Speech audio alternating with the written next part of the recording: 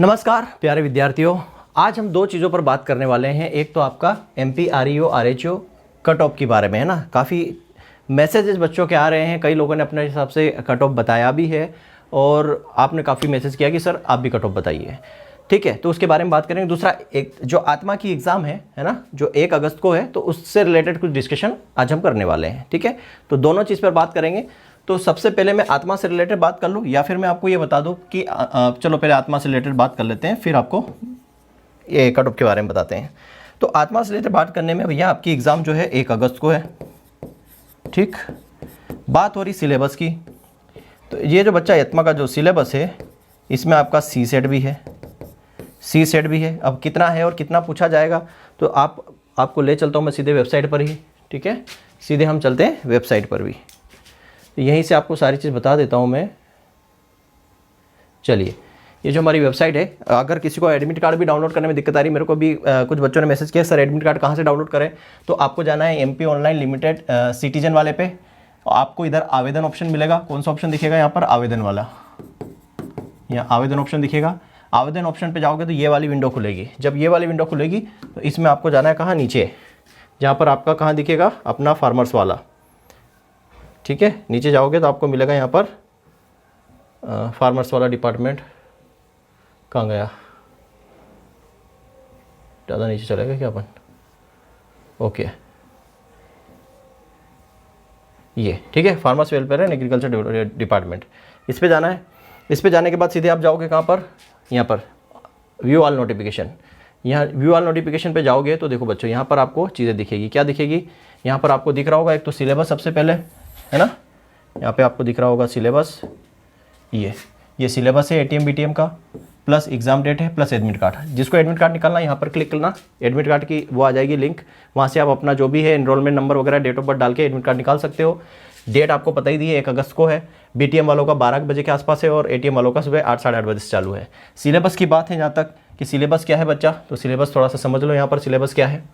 ठीक है, क्योंकि सिलेबस में सी सेट इन्होंने दिया है, लास्ट में नीचे दिया है ना। कई बच्चों ने देखा भी नहीं है और ऐसा लग रहा है कि सिर्फ 100 नंबर का एग्रीकल्चर आएगा, तो ऐसा नहीं है कि सिर्फ 100 नंबर का एग्रीकल्चर आएगा। इसमें आपसे सी सेट भी पूछा जाएगा। देखो इन्होंने डिक्टो क्या किया है, जो अपना REO वाला सिलेबस था वो ATM में कॉपी कर दिया और जो BTM वाला सिलेबस, जो SADO वाला सिलेबस था वो BTM में कॉपी कर दिया। ठीक है, मैं इंग्लिश वाला सेक्शन निकाल लेता हूँ। ये देखो, ये पूरा अपना वही है जो REO में था। ठीक, हालांकि व्यापम ने पूछा सिलेबस से बाहर ही सारी चीज़ें, बट ये अपना ATM वाला सिलेबस सेम वही है जो REO में था। अब इसमें इन्होंने क्या चीज़ जोड़ दी है ये ध्यान रखना। लास्ट में ये 2 पॉइंट, ये रहेगा आपका सी सेट वाला पार्ट। कौन सा वाला पार्ट? ये दोनों। आपको यहाँ पर रीजनिंग भी पूछी जाएगी और जनरल नॉलेज। जनरल नॉलेज में इन्होंने करंट अफेयर दिया है, इंडियन इकोनॉमी दी है और MP के बारे में, GK अबाउट MP ये दिया है। तो ये GK तो भैया कितना भी पढ़ लो, कुछ भी कोई मतलब का नहीं है ना, देख भी चुके आप। इस पर रीजनिंग पे जरूर फोकस कर सकते हो, रीजनिंग पढ़ लोगे। और यहाँ पर ऐसा कहा जा रहा है कि 70 और 30 का रेशियो हो सकता है कि 70 क्वेश्चन एग्रीकल्चर के, 30 क्वेश्चन आपको इनके मिल जाए। पर मेरे हिसाब से ये भी नहीं रहे, मेरे हिसाब से ये भी न रहे। हो सकता है 90 क्वेश्चन इसके दे दे, 10 क्वेश्चन आपको इसके दे दे, रीजनिंग और GK के दे दे। कोई फिक्स नहीं है, कोई भरोसा नहीं किया जा सकता है। तो अभी आपने रीजनिंग भी पढ़ रखी है, एग्रीकल्चर भी पढ़ रखा है, पूरा इसको रिवाइज कर लीजिए जो है वो। अब भैया आए ना आए उसका तो मैं भी श्योर नहीं हूँ कि वो सिलेबस से बाहर पूछेगा या सिलेबस के अंदर पूछेगा। अब बच्चा, कई सारे बच्चे बोलते हैं कि सर सिलेबस से बाहर आया, मतलब एक, हालांकि सारे बच्चे तो मुझे पॉजिटिव रिस्पॉन्स दिए। एक बच्चे ने मेरे को मैसेज किया था, ऐसा मतलब बता भी नहीं सकता, ऐसा मैसेज किया था। उसका ये कहना कि सर आपने पढ़ा उससे तो कुछ आया ही नहीं, है ना। मतलब मैंने क्या, मतलब सारी कोचिंगों का बोला उसने कि सब कोचिंग वाले धंधा कर रहे हैं और ये इनका पढ़ाया हुआ कुछ आता ही नहीं है एग्ज़ाम में। तो भाई एक चीज़ सोचो, हालांकि मैंने तो कोर्स फ्री दिया है, मैंने तो कोई चार्ज ही नहीं लिया। ठीक है, वो बच्चा बेचारा, उसका या एग्ज़ाम नहीं हुआ होगा, अच्छे से नहीं हुआ होगा, या जो भी हुआ होगा, है ना, तो उसने ऐसी बातें लिखी होगी मेरे कमेंट सेक्शन में। पर मैं उसको ये बता दूँ ना भाई, वो बच्चा 1 जुलाई को जुड़ा था मुझसे, है ना। 1 जुलाई को जुड़ा था और 20 दिन में उसने मेरा पूरा कोर्स भी देख लिया कि ख़राब है, बेकार है, कुछ भी है। चलो डजेंट मैटर, जैसा भी हो, ख़राब ही सही, जैसा भी हो, लेकिन पढ़ाया तो मैंने फ्री था। ठीक, दूसरी चीज़ कि जितना सिलेबस था बच्चा, ये अब देखो सिलेबस REO का, इस सिलेबस में कोई कमी थी क्या मेरे पढ़ाने में? इस सिलेबस में एग्रीकल्चर एक्सटेंशन में क्या चीज़ छोड़ी जो जहाँ सिलेबस में है और मैंने छोड़ दी। इकोनॉमिक्स में क्या चीज़ ऐसी थी जो मैंने छोड़ दी। पूरे 20 लेक्चर थे जो मैंने 2 मैराथन थी, उसमें 20 लेक्चर को कन्वर्ट किया मैंने, वो भी AFO लेवल की। प्लांट प्रोटेक्शन में इंसेक्टिसाइड पेस्टिसाइड में क्या कमी की, रोडेंट भी मैंने पढ़ाया था, रोडेंट मैनेजमेंट लिखा हुआ है, मैंने पढ़ाया है रोडेंट मैनेजमेंट, रोडेंटिसाइड। अब उसने इतना अंदर घुस के पूछ लिया कि बताओ कौन सा चूहा चावल खाता है, कौन से राज्य में चूहा का अकाल पड़ा था। अब भाई इतना डिटेल में क्या पूरी बुक पूरा रोडेंटिसाइड ही करवा दूँ 15-20 लेक्चर। तो कुछ क्राइटेरिया थे नहीं, बस लिखा रोडेंट मैनेजमेंट, तो भाई मैनेजमेंट पूरा बता दिया। वो भी मैनेजमेंट भी मैंने क्यूरेटिव बताए, प्रिवेंटिव बताए, सब बताए, then chemical, anti coagulant, non coagulant. तो बच्चा एक सिलेबस के आधार पर ही टीचर अपनी पूरी तैयारी करवाता है बच्चों को। यहाँ पर ना तो टीचर की गलती है ना आपकी गलती है, गलती है विभाग की कि उसने सिलेबस के अकॉर्डिंग पेपर नहीं बनाया, सबसे बड़ी बात, ठीक है। और ना ही उन्होंने क्राइटेरिया फिक्स किया क्या कि ये क्राइटेरिया होने चाहिए भाई हॉर्टिकल्चर से 10 क्वेश्चन आएंगे, प्लांट प्रोटेक्शन से 7 क्वेश्चन आएंगे, कोई क्राइटेरिया नहीं है। 3 सब्जेक्ट मिलाकर उसने 80% क्वेश्चन पूछ लिए। अब 3 ही सब्जेक्ट से 80 क्वेश्चन पूछ लिए तो भाई उसमें ना तो टीचर की गलती है ना आपकी गलती, गलती पेपर बनाने वाले की है, ठीक। लड़ना ही है ना तो पेपर बनाने वाले से लड़ो, सिस्टम को ठीक करने के लिए लड़ो कि भैया हमें जो है जो सिलेबस आपने दिया है सिलेबस के अकॉर्डिंग सेक्शन डिवाइड होना चाहिए। 10 नंबर का general agriculture, 15 number economy, 10 number soil science, 15 number horticulture, इस हिसाब से। RHO की एग्जाम आप ले रहे हो, हॉर्टिकल्चर पूछ भी नहीं रहे हो, जी रहे। RHO का पेपर ले रहे हो आप, भैया RHO की भी पोस्ट है उसमें और हॉर्टिकल्चर पूछ ही नहीं रहे हो। भैया हमने तो हॉर्टिकल्चर भी पढ़ाया, एग्रोनॉमी भी पढ़ाया, प्लांट ब्रीडिंग पढ़ाया, जेनेटिक्स पढ़ाया, सब पढ़ाया। भाई 3 महीने में कितना पढ़ा सकते हैं, पूरी शिद्दत से पढ़ाया ना भाई, है ना। तो इसमें ना तो टीचर की गलती है ना आपकी गलती। बच्चा अगर SADO का पेपर आप देखोगे ना बच्चा लोग, जिसने SADO का पेपर दिया होगा, और अगर आप भी जब भी मैं इसका पेपर सोल्व करवाऊंगा देना, आप SADO का पेपर देखना, पूरा सिलेबस से ही आया हुआ क्वेश्चन है और आप लगभग 140 प्लस नंबर लेके आते हो उसमें। 140 सब के सब बच्चे जिनके RO में 115 आ रहे हैं, 110 आ रहे हैं ना पेपर में, वो SADO के पेपर में 140 लेके आते हैं, क्योंकि पूरा जो SADO का जो है ना पेपर आया था ईजी था। क्यों ईजी था? ईजी इसलिए लग रहा था कि पूरा सिलेबस से आया था। तो इसमें ना तो कोई टीचर की गलती है, मैं किसी के भी टीचर की बात नहीं कर रहा हूँ, किसी भी कोचिंग किसी भी टीचर, किसी ने अगर सिलेबस से ही नहीं पढ़ाया तो वो तो टीचर की गलती है कि उसने सिलेबस से ही नहीं पढ़ाया, तो उसकी गलती है। अदरवाइज जिसने सिलेबस से पूरा कवर करवाया उसमें टीचर की कोई गलती नहीं है और ना ही आपकी कोई गलती, क्योंकि आपने जो टीचर ने पढ़ाया वो पूरा पढ़ा, सिलेबस आपने पूरा कवर किया। पेपर जो अगर आउट ऑफ आता है तो उसमें कुछ नहीं किया जा सकता। भैया आउट ऑफ वो क्या पूछ रहा है वो टीचर कैसे जान सकता है और आप कैसे जान सकते हो कि क्या पूछ रहा है वो आउट ऑफ में, सिलेबस से बाहर क्या पूछ रहा है? पता ही नहीं ना, कितना पढ़ाएंगे। मैंने आउट ऑफ भी पढ़ाया आपको, सिलेबस से बाहर की चीज़ें भी पढ़ी, लेकिन कितना पढ़ा सकता हूँ, है ना। चलिए, तो ये आपका आत्मा के लिए सिलेबस है, उसमें बता दिया मैंने। रीजनिंग ऐड कर दिया है इन्होंने, रीजनिंग के साथ जो है जीके है, 2 चीज़ है ना, ये 2 सेक्शन है, ध्यान रखना, ठीक है। तो इनका जो है रेशो कुछ भी हो सकता है, 70-30 हो सकता है, 80-20 हो सकता है, 90-10 हो सकता है, ठीक है। सेम BTM का क्या था, इन्होंने SADO वाला जो SADO वाला सिलेबस था वो कॉपी कर दिया है, ठीक।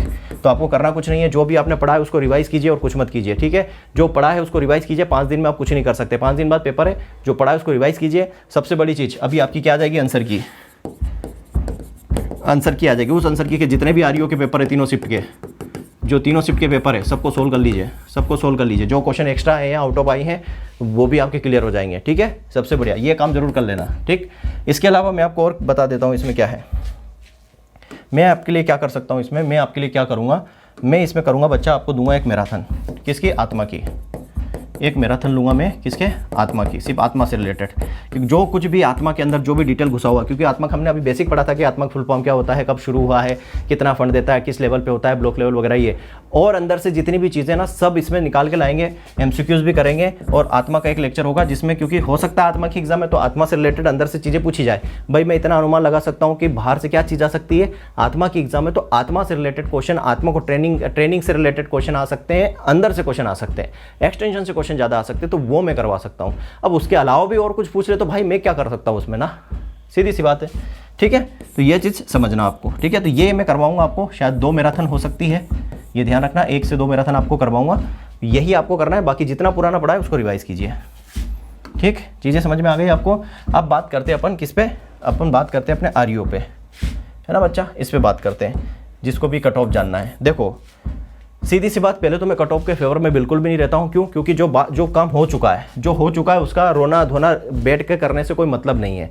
हो चुका है, आपकी चाहे 115 आ रहे हैं चाहे 145 आ रहे हैं, रिजल्ट आने पर ही क्लियर होता है आपको ज्वाइन लेना है, मतलब आपकी नौकरी लगेगी या नहीं लगेगी। अब उस बीच में कितने भी लोग आ जाएं, भैया इतना कट ऑफ है, 110 कट ऑफ है, 120 कट ऑफ है, 140 कट ऑफ है, कोई मतलब का नहीं है। बस आपको आत्मसंतुष्टि होती है और उन लोगों के व्यू बढ़ते हैं, उन लोगों को पैसा मिलता है यूट्यूब की तरफ से, ठीक है। बाकी मैं इस चीज़ के फेवर में नहीं हूँ। फिर भी बच्चों के मैसेज, आप लोगों के मैसेज बार बार आने की वजह से ही मैं यहाँ पर ये चीज़ लेके आ रहा हूँ, अदरवाइज़ मैं इसके फेवर में बिल्कुल भी नहीं हूँ, ठीक है। मैं बिल्कुल भी इस चीज़ के फेवर में नहीं हूँ, ये चीज़ ध्यान रखना बस। क्यों? क्योंकि ये बता पाना बहुत मुश्किल है इस पेपर में। पेपर जो था फर्स्ट शिफ्ट सेकंड शिफ्ट, मतलब 21 जुलाई में जो दोनों पेपर थे, 21 जुलाई में जो दोनों शिफ्ट थी, फर्स्ट शिफ्ट और सेकंड शिफ्ट, दोनों बोल सकते हैं कि दोनों टफ थी, ठीक है। दोनों टफ थी, दोनों काफ़ी टफ पेपर था। सेकंड 22 जुलाई को आप बोल सकते हो थोड़ा इजी, टफ इजी वो भी नहीं था, वो उसको मॉडरेट बोल सकते हो आप, जो 22 जुलाई को हुआ था, क्योंकि उसमें वाटर सेट नहीं पूछा था, ये ध्यान है, रोडेंटिसाइड नहीं पूछा था। बाकी उसमें इकोनॉमिक्स फिजियोलॉजी और ब्रीडिंग पूछा था, और इकोनॉमिक्स फिजियोलॉजी और ब्रीडिंग भी इतना डीप से पूछ लिया जैसे जीआरएफ में पूछा जाता है, ठीक है। तो वहाँ पे भी एवरेज नंबर वही थे, लगभग 130 के आसपास, मतलब 130 प्लस बहुत कम लोग थे, और इन दोनों शिफ्ट में भी 130 प्लस बहुत कम लोग थे, ठीक है। ये चीज़ें सब लोगों ने जो देखी है ना। हो भी सकता है कि 140 के ऊपर कुछ लोग हो, है ना, हो भी सकता है, क्योंकि अपने स्टूडेंट में ही है कुछ है 144 143 ऐसे अपने ही स्टूडेंट है जो मुझसे पढ़े हैं या मेरे यूट्यूब प्लेटफॉर्म पे पढ़े हैं। उनमें से कुछ बच्चों ने मुझे मैसेज किया, सर हमारे इतने नंबर आए हैं, ठीक है, 144 143 140 138 136 133 प्रकार के नंबर हैं, ठीक। अब बात की जाती कट ऑफ की। देखो कट ऑफ जो है आपने यूट्यूब पे देख लिया होगा, कई सारे लोगों ने बता भी दिया होगा कि कट ऑफ ये रहने वाला है, जनरल का ये रहने वाला है, मेल का, फीमेल का, ST SC OBC सबका बता दिया होगा। भाई मेरा एक तरीका, मेरा फंडा सीधा बोलता है, मैं कभी भी बिना सोचे समझे या फिर जो टेलीग्राम में जो एनालिसिस मैंने डाला है पोल, उस बेसिस पे जो है कट ऑफ नहीं बता सकता। क्यों? क्योंकि भैया टेलीग्राम पे कितने लोग जुड़े हुए हैं, लगभग 7000 लोग हैं अपने टेलीग्राम में, अपने ग्रुप की बात कर रहा हूँ, 7000 लोग हैं, उसमें से 7000 ने तो एग्ज़ाम नहीं दी होगी। तो उसमें मान लो मैंने 140 प्लस वाला ऑप्शन भी रखा था, तो इस पर भैया जिसने पेपर नहीं भी दिया वो 140 प्लस पर टिक मार देगा, या हो सकता है 120 वाले में टिक मार देगा। तो यहाँ पर एरर होने के चांसेस बहुत ज़्यादा रहते हैं।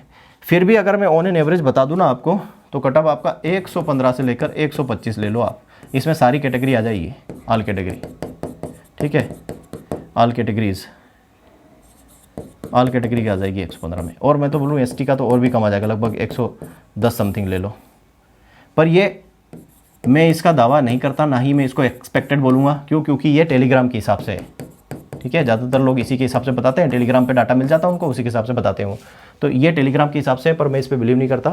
पर हाँ ये है कि 125 तो कट ऑफ रहेगा ही रहेगा, मान के चलो 125 ±5, ठीक है, ±5, ये ध्यान रखना।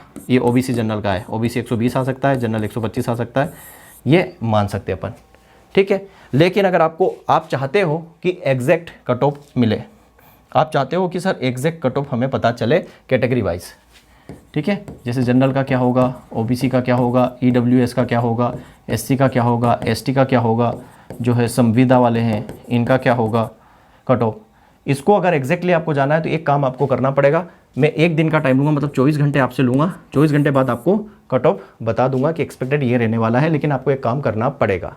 समझ में आ रही बात? यहाँ अगर आप देखना चाहो मेल फीमेल में, तो मैं वही 125 के आसपास रहेगा, ये 121-22 ले सकते हो, OBC में आप 120 ले सकते हो, 119 ले सकते हो गर्ल्स में, ठीक है। EWS लगभग वही रहेगा 122-23 के आसपास, 120-22 जनरल के आसपास ही रहेगा। SC थोड़ा कम चला जाएगा, 115 और 118-115 के समथिंग ले सकते हो। ST में आप ले सकते हो 105 से 110, ठीक है, 105 से लेके 110 आप ले सकते हो। गर्ल्स में लगभग 100 से लेके 105 ले सकते हो। इस तरीके से मैं बता सकता हूँ। ये एक रफ डाटा, ये मेरा अनुमान है, ठीक है, टेलीग्राम के बेसिस पे, लेकिन मैं इसका दावा नहीं करता, ना ही ये सही में मानता हूँ इसको। अगर आपको ऑथेंटिक चाहिए कि हाँ कट ऑफ निकालते कैसे हैं, कट ऑफ वाकई में निकाला कैसे जाता है, ये अगर आपको चाहिए कि जिस पे ये डाटा पर आप भरोसा कर सको, अगर ऐसा चाहिए तो एक काम आपको करना पड़ेगा। नहीं तो जो यूट्यूब पे बता रहे हैं वो सही मान लो, जो यूट्यूब पे लोग बता रहे हैं ना, जो भी टीचर बता रहे हैं, जो भी कोचिंग वाले बता रहे हैं, उसको सही मान लो, बस मेरा तो ये कहना है। लेकिन फिर भी अगर आपको ऑथेंटिक चाहिए तो आपको ये काम करना पड़ेगा, ठीक है। अगर आपको ऑथेंटिक चाहिए तो ये काम करना पड़ेगा। ये गूगल फॉर्म है बच्चा, जो मैंने जनरेट किया है, ठीक। ये गूगल फॉर्म है जो मैंने जनरेट किया है, इसमें आपको कुछ जानकारी फिल करनी है। जानकारी क्या है, यहाँ पर किसी प्रकार की आपको कोई दिक्कत नहीं आएगी किसी भी डाटा में, समझना बात को। REO, SADO, SSDO और RHO भी है ना, RHO भी इसी में है, RHEO सारा हम एनालिसिस करेंगे आपके फीडबैक के बेसिस पे। ये डाटा अनुमानित कट मतलब एक्सपेक्टेड कट ऑफ निकालने के लिए किया जाएगा। ये डाटा पूरी तरीके से गोपनीय है, गोपनीय रखा जाएगा। आपकी जानकारी जो भी हो किसी के साथ साझा नहीं की जाएगी। मतलब बच्चा आप जो भी यहाँ पे जानकारी भरोगे ना, वो सिर्फ और सिर्फ मेरे पास रहेगी, किसी और के पास नहीं जाएगी। तो इस बात से बिल्कुल निश्चिंत रहना। इसलिए मैं बोलता हूँ ना कि ग्रुप में बहुत सारे गूगल फॉर्म चल रहे हैं। आपने देखा होगा अपने ही ग्रुप में कोई बच्चा लिंक भेज रहा है, कोई कुछ भेज रहा है, भैया मत भरना। हर किसी के जाके लिंक में जाके अपनी इंफॉर्मेशन मत भरना। तुम्हें क्या पता तुम्हारी इंफॉर्मेशन का क्या यूज़ होगा, क्या मिसयूज़ होगा। थोड़ा सा अवेयरनेस रखो, जो जिस पे भरोसा कर सकते हो, बिलीव कर सकते हो, वहीं पर अपनी जानकारी, अपनी इंफॉर्मेशन देना चाहिए, ठीक है। तो मैं यहाँ पर आपको पहले से ही बोल रहा हूँ कि आपकी जो भी आप इंफॉर्मेशन यहाँ भरोगे वो सिर्फ मेरे पास रहेगी। मैं आपको जो कटअप बताऊँगा ना तब भी नहीं दिखाऊंगा, मैं सिर्फ कटअप बता दूंगा, इतना इतना रहेगा। ये सारी जानकारी मेरे पास रहेगी और सिर्फ इसी पर्पज़ के लिए इसका यूज़ किया जाएगा और किसी और पर्पज़ के लिए इसका इस्तेमाल नहीं किया जाएगा, ठीक है। इस बात से आप निश्चिंत रहिएगा। यहाँ पे करना कुछ नहीं है, आपको क्या करना क्या है, आपका नाम लिखना है प्लस आपका मोबाइल नंबर यहाँ पे इंटर करना है। उसके बाद आपको यहाँ पर अगर आप मूल निवासी हो MP के तो यहाँ पर येस नो कीजिए। जेंडर आपका मेल फीमेल, कैटेगरी आपकी जनरल है, OBC है, ST SC EWS, संविदा जनरल, संविदा OBC, संविदा SC, संविदा ST, ठीक है। किस शिफ्ट में आपकी एग्जाम हुई थी, किस तारीख फर्स्ट शिफ्ट में, किस तारीख सेकंड शिफ्ट में, 22 तारीख फर्स्ट शिफ्ट में, ठीक है। REO के पर आपके मार्क्स कितने दिखाई दे रहे थे, नहीं दिखा दे रहे तो जीरो मतलब आपने पेपर ही नहीं दिया तो जीरो। SADO कितने दिखाई दे रहे, नहीं दिया पेपर तो जीरो डाल देना। SSDO में कितने दिखा रहे, नहीं मतलब नहीं दिया है तो जीरो डाल देना और सबमिट कर देना। बस इतनी जानकारी मुझे चाहिए। देखो तो यहाँ से आपका कैटेगरी वाइज आप मैं कट ऑफ बताने में सक्षम हो पाऊँगा, ठीक है। कैसे wise, category wise cut off बता पाऊंगा। और ये जो डाटा आप भरोगे ना, ये आपके खुद के नंबर होंगे जो आप भरोगे और इसी बेसिस पे हम कहीं कुछ हद तक जो है सही कट ऑफ के पास पहुंच पाएंगे। नहीं तो टेलीग्राम पे वाले डाटा ना मैं तो भरोसा नहीं करता। अगर टेलीग्राम वाले पे भरोसा करना तो जो यूट्यूब पे लोग बता रहे हैं ना, बच्चों के बताए हुए नंबर के बेसिस पे, टेलीग्राम पे बेसिस पे, उसको सही मान लेना, वो भी सही है।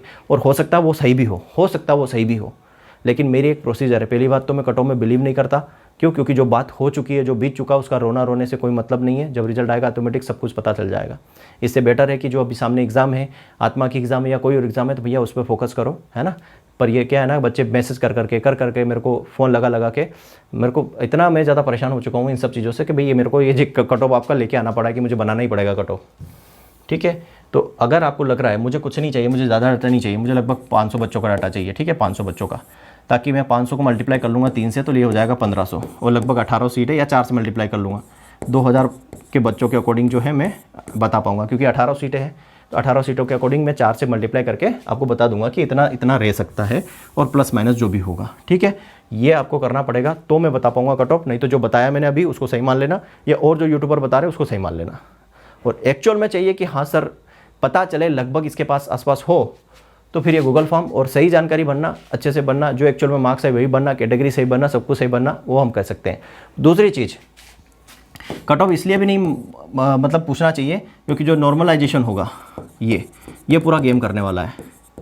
ये आपका गेम चेंजर है। ये जो है ना, ये नॉर्मलाइजेशन गेम चेंजर है। 8 नंबर तक, 7 से 8 नंबर तक जो है प्लस माइनस हो सकते हैं किसी भी बच्चों के, 7 से 8 नंबर।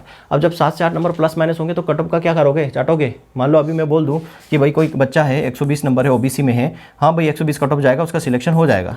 पता चला भाई रिजल्ट आया तब उसके 115 ही रह गए, क्या खाएगा वो कट ऑफ को। और इस चक्कर में पता चला उसने आगे वाली आत्मा की और किसी और एग्जाम की तैयारी नहीं की। हाँ भाई सर बोल रहे हैं 120 पे हो जाएगा, कट ऑफ जा रहा है 120, हो जाएगा भाई, ठीक है यही कर लेंगे। पता चला नॉर्म नंबर कम हो गए, क्या कर लोगे। और चलो मतलब नंबर नहीं भी कम हुए और कट ऑफ चला गया मान लो 121, क्या कर लोगे। इसलिए इन सब चीज़ों में पीछे नहीं भागना चाहिए। सीधी सी बात है, अपनी जो आगे एग्ज़ाम है उस पर फोकस करो, उसकी तैयारी करो।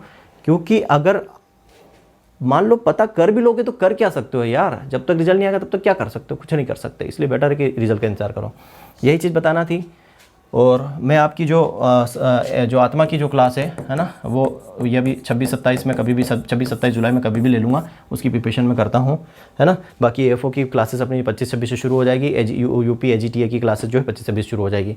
और कुछ भी जानकारी चाहिए तो मेरे जो व्हाट्सअप नंबर है बच्चा, है ना, ठीक है, मेरे जो व्हाट्सअप नंबर है मैं बता चुका हूँ, 84 61 96 8163। ये मेरा व्हाट्सअप नंबर है और मेरे व्हाट्सअप नंबर हर PDF के नीचे लिखे हुए मिलते हैं।